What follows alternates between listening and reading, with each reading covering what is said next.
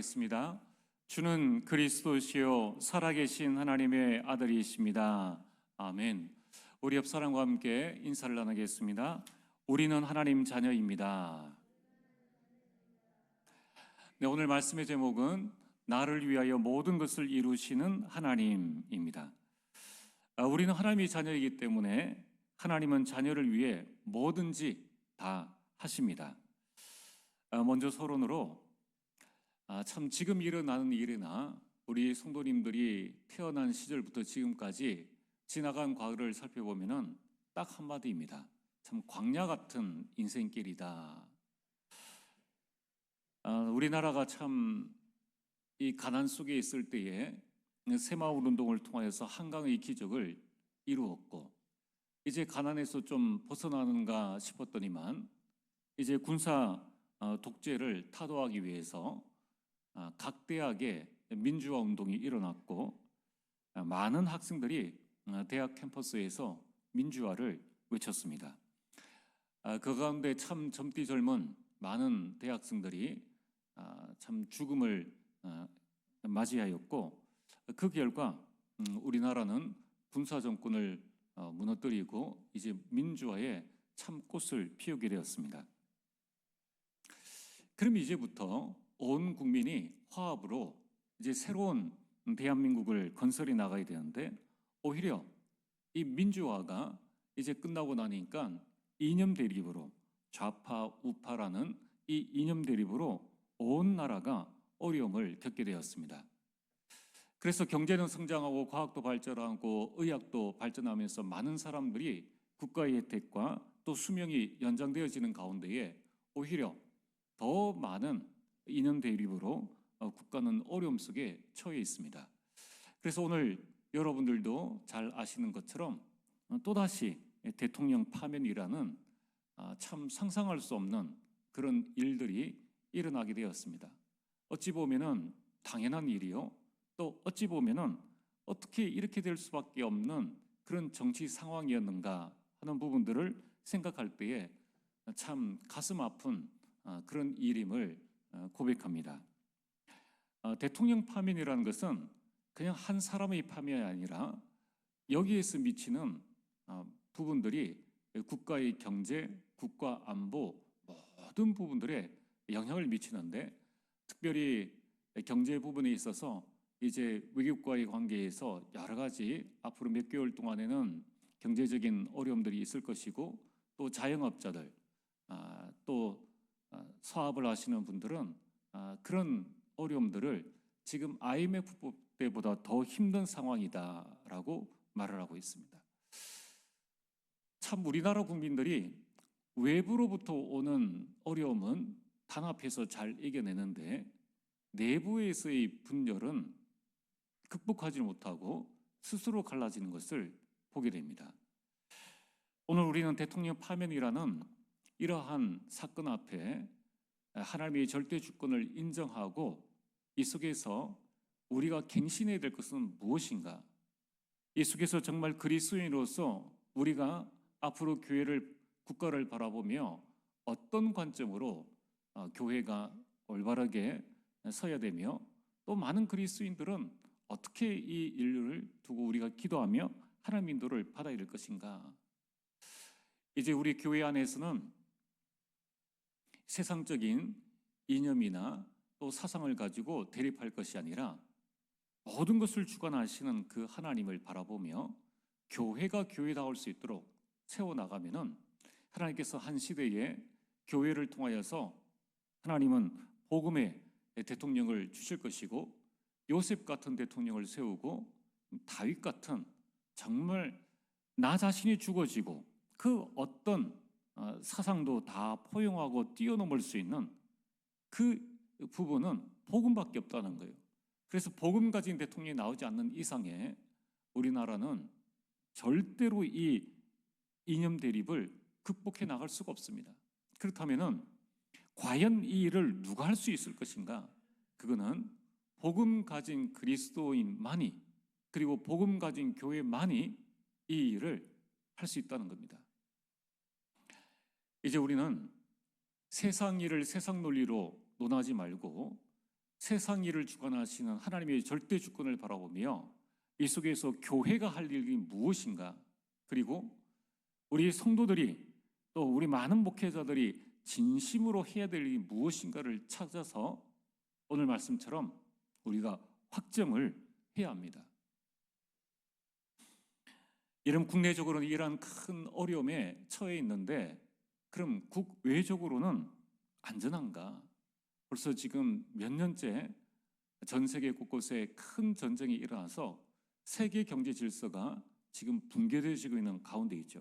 게다가 이제 강대국이 이 자국 정책을 씀으로 말미암아 관세 전쟁이라는 그 표현으로 이제 세계 경제가 큰 위협을 받고 있습니다. 앞으로 우리 한국에도 이 관세에 대한 영향을 받는 자동차 업종이나 여러 가지 부분에 있어서 대형 이 회사뿐만 아니라 그 밑에 있는 하청 업체들은 심각한 타격을 받게 된다는 겁니다. 그것은 불신자만의 일이 아니요, 우리 믿는 이들도 똑같다는 것입니다. 지금은 정말 네피림 시대임을 보게 됩니다. 그래서 온갖 영적 질병이 난무하고 있고, 이 속에서 많은 사람들이 갈 바를 알지 못하고 갈등하고 방황하고 있는 이런 세대입니다. 자, 그래서 우리는 이런 세대를 바라보며 하나님께서 뭐라고 말씀하시는가, 여기에 대한 답을 온전히 붙잡아야 됩니다. 우리 서론 첫 번째로, 우리 인생은 이처럼 광야 같은 삶을 살아가기 때문에 당연히 문제는 올 수밖에 없습니다. 광야에서 갈등이 생기는 것은 당연한 일이요, 위기도 당할 수 있다는 것입니다. 여러분, 한편으로 보면은 내가 문제를 당하고 내가 갈등이 생기고 또 나에게 위기가 온다는 것은 내가 살아있다는 증거입니다. 그래서 한편으로는 감사할 일입니다. 하지만 우리 인생이 늘 문제 가운데에 늘 갈등하면서 하루하루가 위기 가운데 있다면 어떻게 되겠습니까? 가장 먼저 우리 마음이 흔들려 버리죠. 나는 하나님의 자녀인데 왜 이런가? 여기에 대한 해답을 내리지 못하면 결국은 믿는 자도 영적 상태가 무너지고 인생이 무너지는 것입니다. 그래서 지금 이런 상황에서 말하지 못하고 다니고 있는 많은 성도들이 있으며, 또 가나안 우리 성도들, 교회를 안 나가는 이런 성도들도 많이 있다는 것입니다. 그렇다면 우리는 무엇을 해야 될 것인가?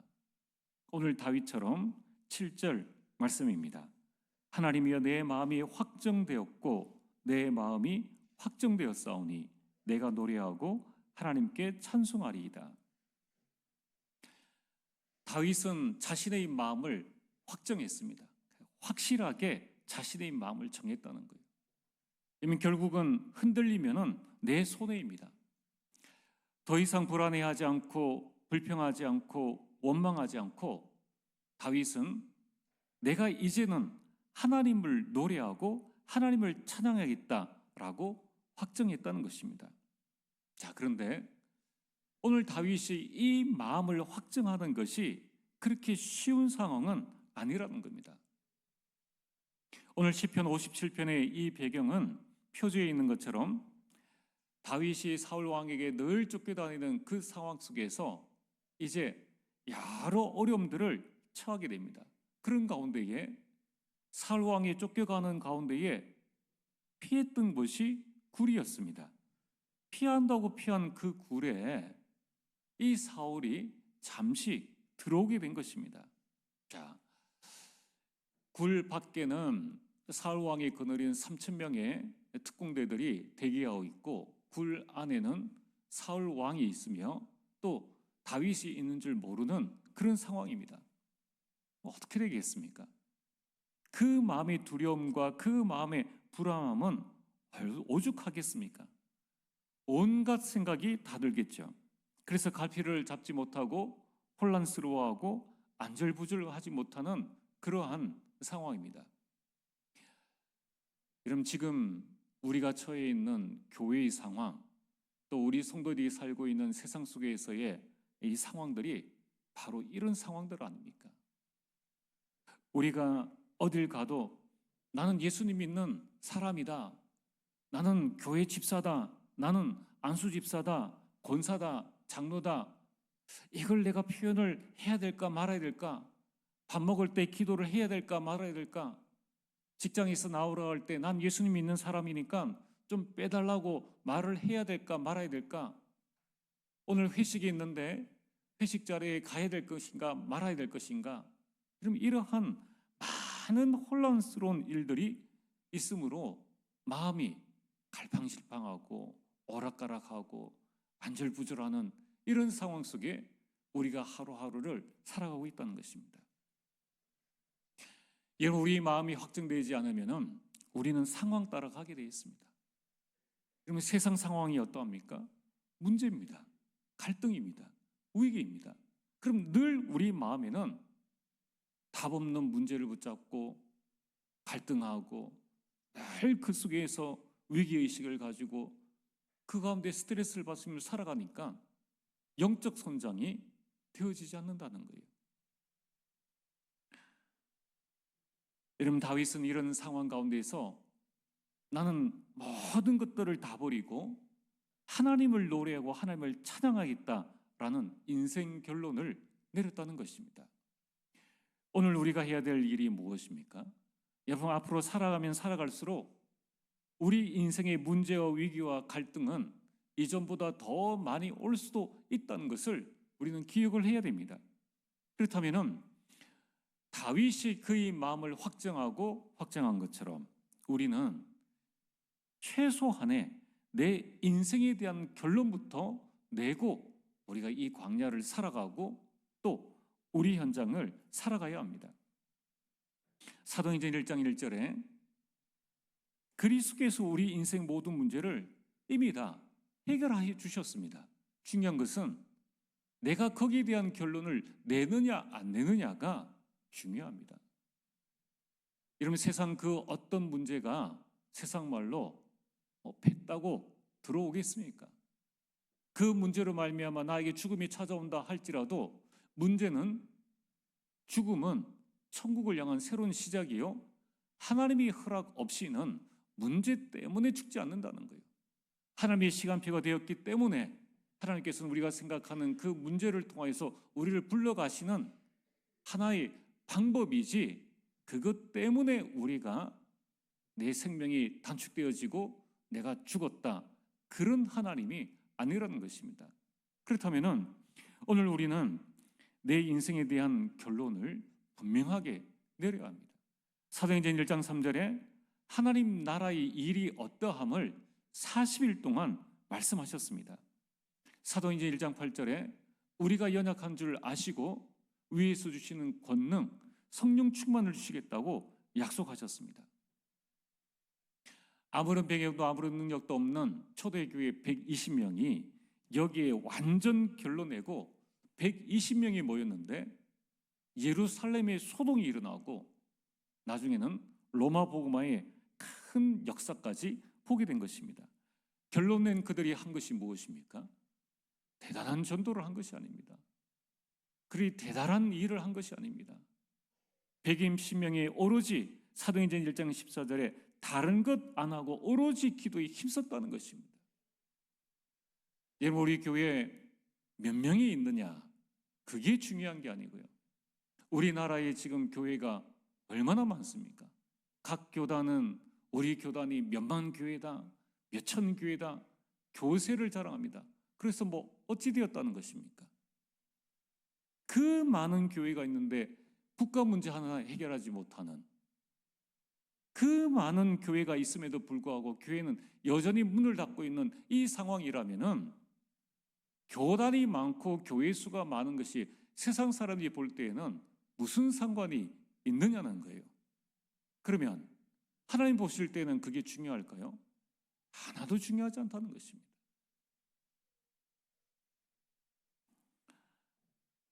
우리 교회가 하나님이 원하시는 교회가 되려면은 갈라디아서 2장 20절, 정말 우리 자신이 그리스도 안에서 죽고 내 안에 그리스도께서 사시고 내 생각, 내 계획, 내 모든 것들 내려놓고 우리 교회 120명만이라도 오로지 기도에 집중할 수 있다면은, 그렇다면은 초대교회 같은 역사가 일어날 것이 아닌가.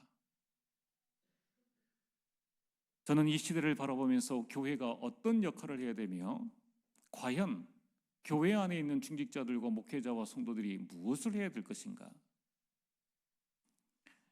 우리는 진심으로 자기 만족을 위한 신앙생활, 자기 만족을 위한 전도나 자기 만족, 교회 부흥을 위한 어떤 방법 수단을, 그런 얄팍한 인본주의를 모두 다 내려놓고 우리는 하나님 앞에 온전히 서야 합니다.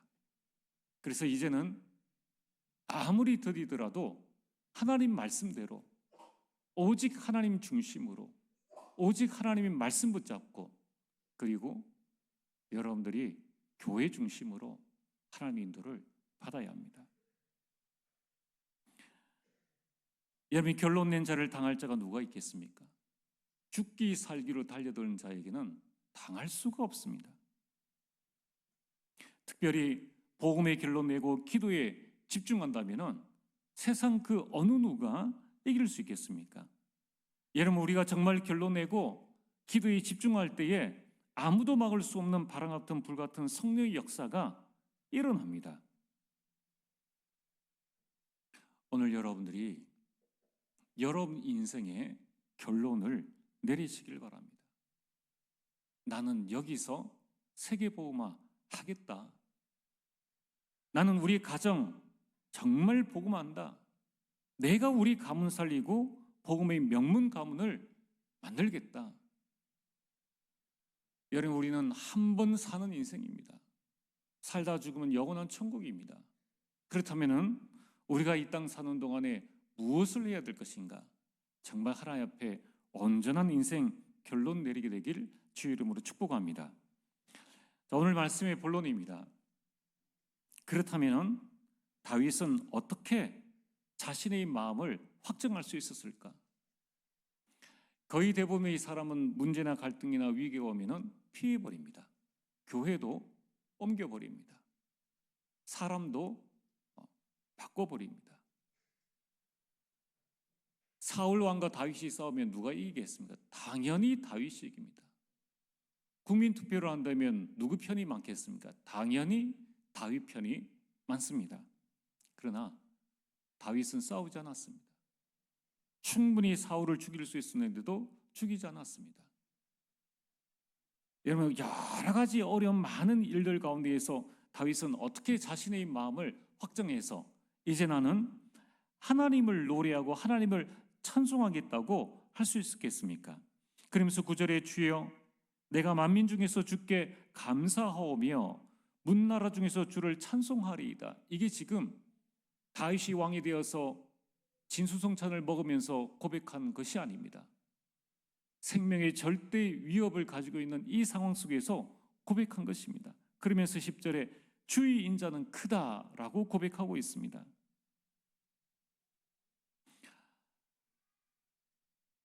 여러분, 다윗이 마음을 확정할 수 있던 세 가지 이유, 첫 번째는 2절 말씀처럼 내가 지존하신 하나님께, 다윗은 지존하신 하나님을 알았다는 것입니다. 지존하신 하나님을 알게 되니 마음을 확실하게 정할 수가 있었습니다. 지존하신 하나님이란 뜻은 가장 높으신 하나님, The Most High God랍니다.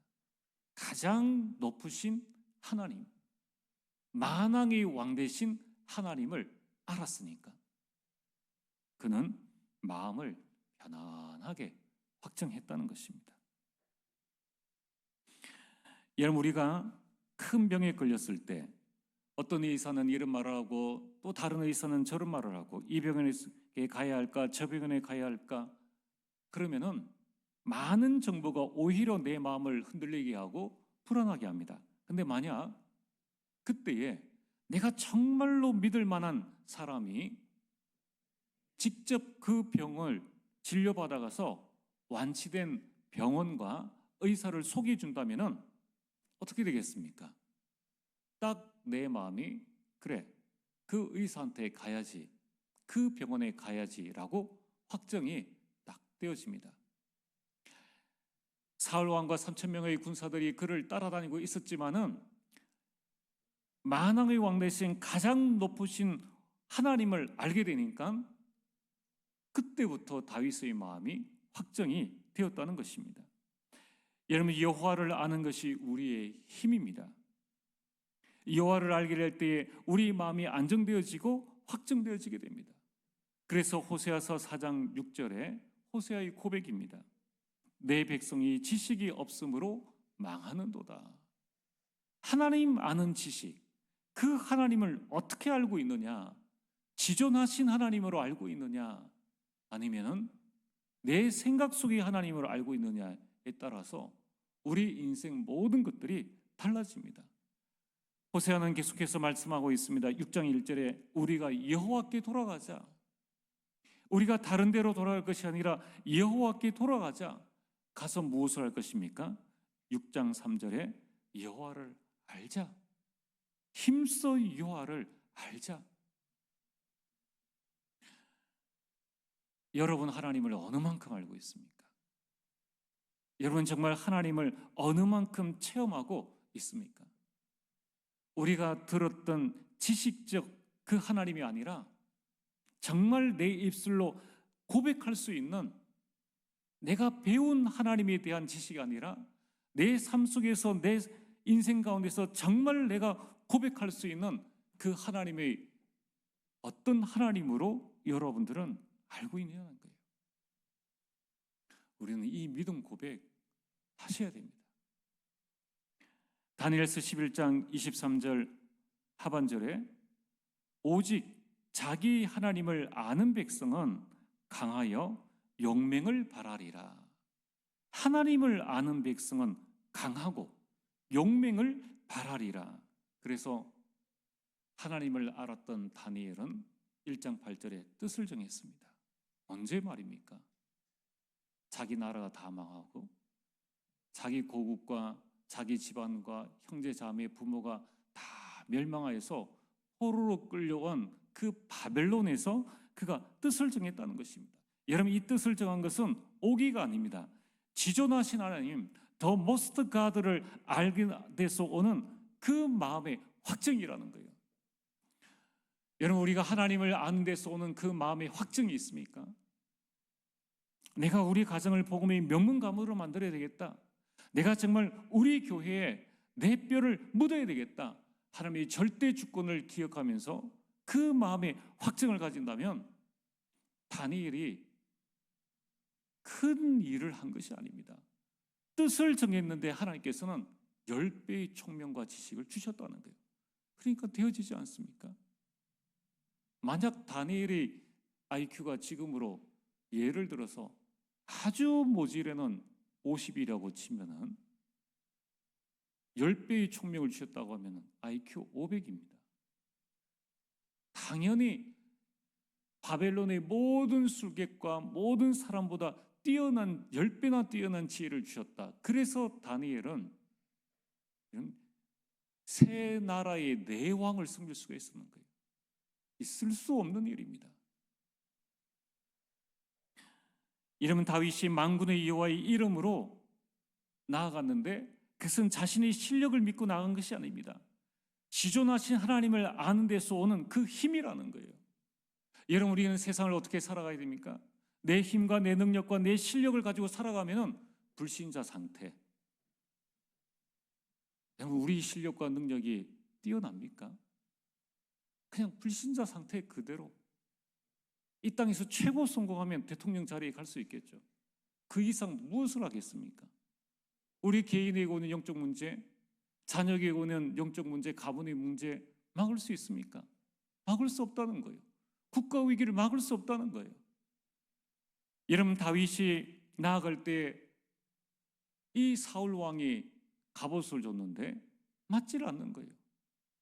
훨씬 전쟁 경험 많은 사울 왕, 그리고 많은 장군들이 있음에도 불구하고, 실력이 뛰어났음에도 불구하고 그들은 나가지 않았습니다.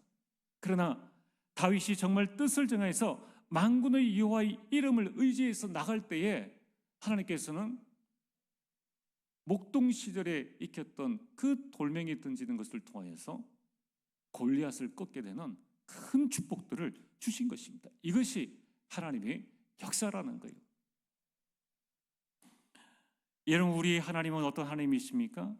정말 우리 하나님은 천지를 창조하신 창조주 하나님이십니다.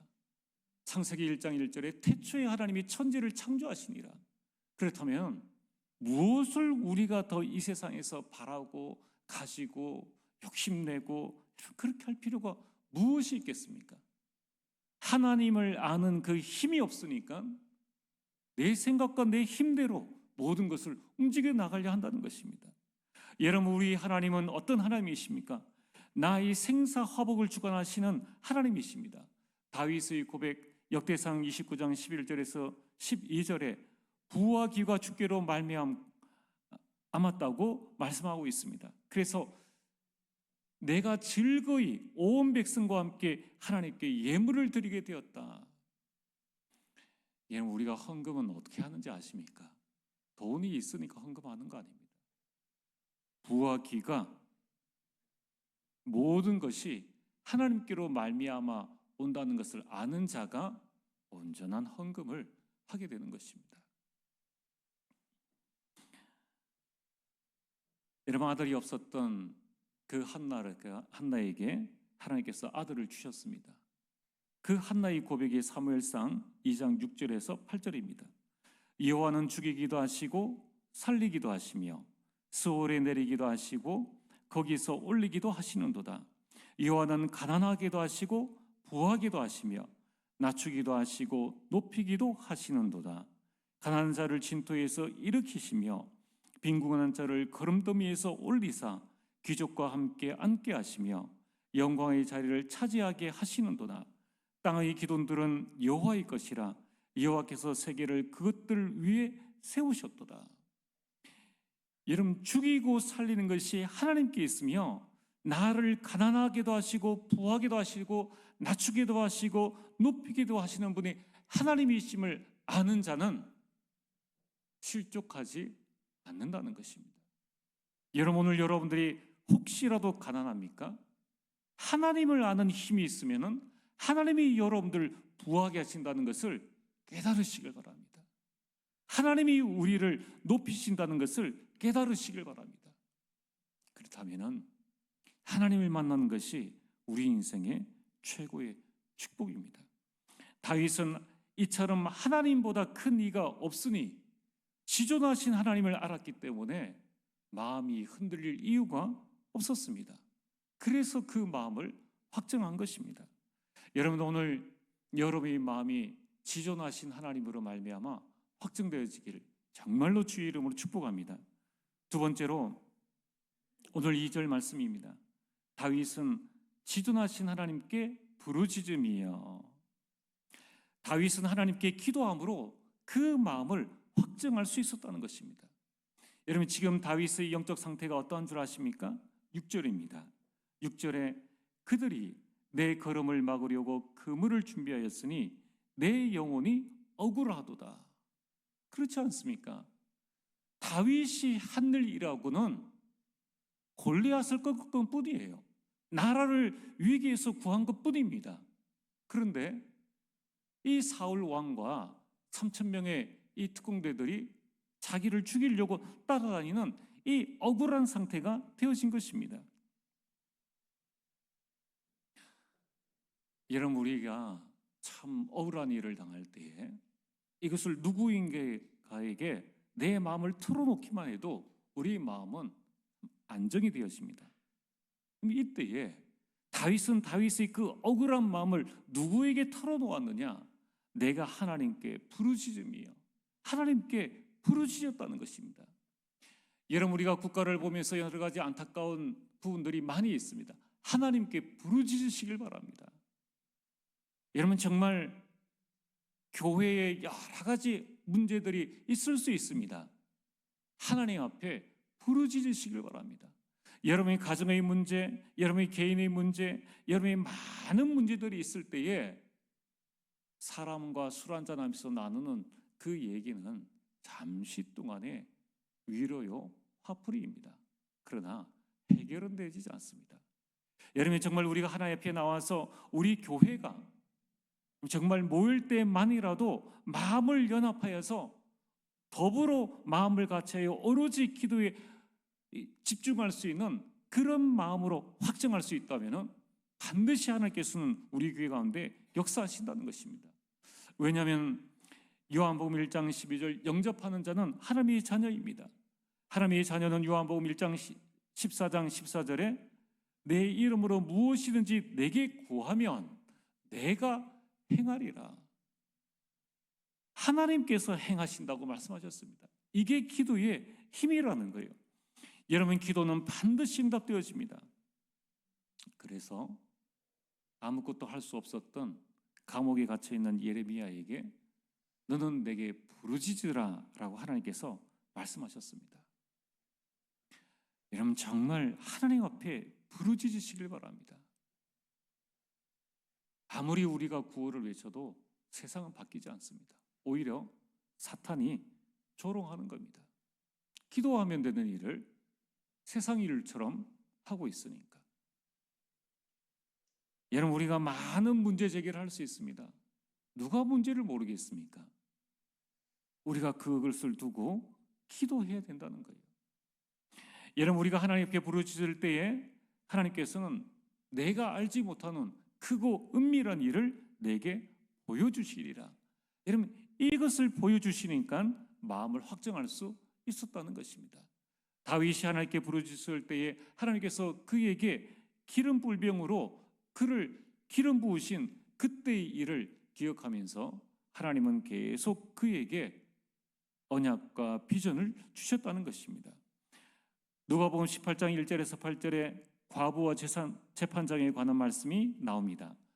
이 비유에 대한 말씀을 하시면서 1절에 기도하고 낙심하지 말라고 말씀하십니다. 그러면서 7절에 예수님께서 이렇게 말씀하십니다. 밤낮 부르짖는 자들이 원한을 풀어주지 아니하시겠느냐. 하나님께서 우리의 원한을 풀어주시지 아니하시겠느냐. 중요한 것은 하나님은 풀어주시는데 우리에게 그만한 언약적 한이 있느냐는 거예요. 여러분, 우리 대부분의 이 기도가 하나님이 들어주시면 좋고 안 들어주셔도 상관없는 기도 제목이지 않습니까? 혹시 그런 기도 제목이라면 우리는 바꿔야 됩니다. 여러분, 우리가 정말 하나님 앞에 부르짖을 수 있는 정말 마음의 절박함과 애통을 가지고 하나님께 부르짖을 수 있는 그런 기도 제목이라면 하나님께서 그 원한을 풀어주신다는 거예요. 그게 언약적 한이라는 것입니다. 여러분, 우리가 이 땅 한 번 사는 동안에 예수님께서는 무엇을 먹을까 입을까 마실까 염려하지 말고 걱정하지 말라고 했습니다. 이는 다 이방인들이 구하는 것이라. 그러나 너희 하늘 아버지께서는 너희에게 무엇이 있어야 할 줄을 다 아시느니라. 여러분, 우리는 무엇을 구해야 되겠습니까? 정말 하나님의 그 언약적 한, 하나님께서 여러분을 보내신 그 언약적 한과 교회에 대한 정확한 기도 제목을 붙잡고 정말 기도하시길 바랍니다. 이러면 세 번째로 다윗은 하나님은 나를 위하여 모든 것을 이루시는 하나님이라는 것을 알게 되었을 때 그의 마음을 확정할 수 있었습니다. 여러분, 오늘 2절 말씀이 주제 말씀인데 내가 지존하신 하나님께 부르짖음이여 곧 나를 위하여 모든 것을 이루시는 하나님께로다. 여러분, 하나님께서 나를 위하여 이루신 일이 무엇입니까? 에베소서 1장 3절에서 5절에 창세전에 우리를 예정하시고 택하셨습니다. 내가 태어나기 이전에 우리를 예정하시고 택하셨다는 거예요. 그래서 우리에게 그리스도 안에 있는 하늘에 속한 모든 신령한 복을 우리에게 주셨습니다. 하나님의 형상을 주셨죠. 생기를 주셨죠. 에덴의 축복을 이미 우리에게 주신 것입니다. 또한 거룩하고 흠이 없게 하시려고 하나님의 아들로 우리를 삼아 주셨습니다. 그리고 오늘 3절 말씀, 그가 하늘에서 보내사 나를 삼키려는 자의 비방에서 나를 구원하실지라. 이러면 하나님께서 우리를 구원하셨다는 거예요. 나를 위해서 독생자 예수 그리스도를 보내주시고 십자가에 못 박혀 죽으심으로 우리 인생의 모든 근본 문제를 해결하시고 우리를 구원하셨다는 것입니다. 여러분, 이제 더 이상 우리에게는 원죄로 말미암는 저주 재앙이 없습니다. 우리에겐 더 이상 사단이 우리 앞길을 막을 수가 없어요. 우리는 우리 운명에서 완전히 벗어난 것입니다. 여러분, 우리가 이 사실을 깨달을 때에 얼마나 원통한지 아십니까? 운명과 저주와 사주팔자에 묶인 저 불신자들은 그 묶인 채로 세상 서밋이 되어지는데, 모든 것에 해방되어진 손발 다리 다 풀린 우리 하나님의 자녀들이 묶인 자들보다 못한 인생을 살아간다면 얼마나 억울하는 거예요. 도대체 이 일의 원인이 무엇인가? 우리의 마음을 확증해야 된다는 거예요. 하나님께서 내게 주신 이 하나님의 구원의 축복들을 우리가 온전히 누리고 하나님의 인도를 받아야 됩니다. 하나님께서 우리를 위해서 행하신 일이 무엇입니까? 로마서 8장 28절에 하나님을 사랑하는 자, 그 뜻대로 부르심을 입은 자들에게는 모든 것입니다. 모든 것을 합력하여 선을 이루신다는 거예요. 지금 보면은 제가 잘 모르지만은, 그러나 우리 세상 정세가 어떻게 흘러가는지 아는 것처럼 교회 안에 너무 우리 한국 교회가 너무 이단 정죄를 많이 합니다. 같은 목사로서 그 배경을 알지 않습니까? 내 교회 교인 뺏기면 이단입니다. 전 세계에서 가장 이단이 많고 가장 하나님 일이 많다라고 하는 나라가 우리나라입니다. 왜 이렇게 이단이 많을까요? 여러분, 우리는 복음의 본질을 붙잡아야 됩니다. 그리고 우리는 하나님의 절대 주권을 바라보고 좌우나 우로나 치우치지 말고 그 모든 것들을 합력하여 선을 이루시는 하나님을 온전히 바라봐야 한다는 것이에요.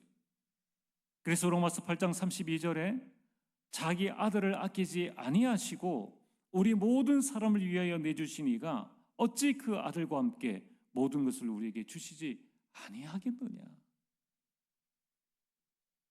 로마서 8장 38절에 39절에 내가 확신하노니 그 어떤 것이라도 우리를 하나님의 사랑에서 끊을 수 없으리라 고 말씀하셨습니다.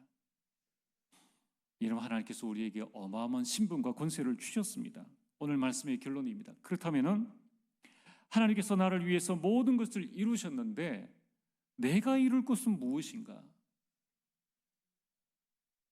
이건 사실 우리가 하나님을 위하여 이룰 수 있는 것은 단 하나도 없습니다. 우리가 없어도 하나님은 하나님의 일을 하시고 그 일을 멈추시지 않으십니다. 우리가 태어나기 전에도 하나님은 하나님의 일을 아무의 도움 없이 진행해 오셨습니다. 단지 그 하나님의 일에 우리를 부르신 것입니다. 그렇다면 우리는 그 하나님의 부름에 응답하고 순종하고 따라가면 된다는 겁니다. 그런데 이게 안 된다는 거예요. 오늘 여러분이 하나님의 절대 주권을 인정하시길 바랍니다. 그래서 우리가 이룰 것은 무엇입니까? 첫 번째로 나에게 주신 이면 계약이 있다는 겁니다. 왜 대한민국에 태어나게 하셨습니까? 왜 대구에 살게 하시고 왜 트리티 교회 다니게 하셨는가? 나라에 대한 이면 계약, 지역에 대한 이면 계약, 우리 교회에 대한 이면 계약, 나를 직분자로 세우신 그 직분에 대한 이면 계약, 믿지 않는 가정, 가문, 내가 다니고 있는 이 모든 것들, 직장과 모든 것에 대한 이면 계약을 이루라는 거예요. 그 이면 계약의 핵심이 뭡니까? 증인이 되리라. 여러분이 정말 그 현장 속에서 증인되어지는 이면 계약을 이루시길 바랍니다. 두 번째는 말씀 성취를 이루라는 거예요. 주의 말씀은 내 발의 등이요 내 길의 빛이라고 말씀하셨습니다. 매주 하나님께서 우리에게 강단을 통하여서 말씀을 주시지 않습니까? 초대의 교회는 전도하려고 힘쓴 것이 아니라 사도의 가르침을 받아가지고 그걸 가지고 포럼하고 현장에서 떡을 떼고 오로지 기도하기를 힘쓰는데 성령의 역사로 말미암아 전도의 문들이 열려진 것입니다. 여러분이 정말 예배 성공이 인생 성공입니다. 여러분 매주 강단에서 주시는 레마와 기도 제목과 전도를 향한 실천이 무엇인지를 하나님의 음성에 귀를 기울이시길 바랍니다. 여러분 우리 전도회에서 몇 명이 모여야 되느냐, 구역에서 몇 명이 모여야 되느냐, 아무 의미 없는 100명의 모임보다는 정말 이 이명의를 붙잡고 말씀 성취를 이루기 위한 두세 사람의 모임이라도 하나님께서는 하나님의 일들을 이루어 나가십니다. 이제 우리는 마지막에 내 현장의 구원 역사를 이루라. 사도행전 13장 48절에 구원 얻기로 작정된 자가 있다는 것입니다. 가정을 복음화하고 가문을 복음화하고 대구를 복음화해서 세계를 복음화하는 것입니다. 여러분 이번 한 주간 하나님은 여러분들을 위해서 모든 것을 이루십니다. 이제 내가 이루어야 될 것은 무엇인가를 확인하고 마음을 확정하고 하나님을 찬양하게 되기를 주의 이름으로 축복합니다. 전능하신 아버지 하나님 참으로 감사를 드립니다. 광야 같은 세상 가운데에 흔들리지 아니하고 오직 여호와 하나님을 바라보고 우리의 마음을 확증하고 확증하는 주의 백성들 될 수 있도록 역사하여 주옵소서. 예수님 이름으로 기도리옵나이다. 아멘.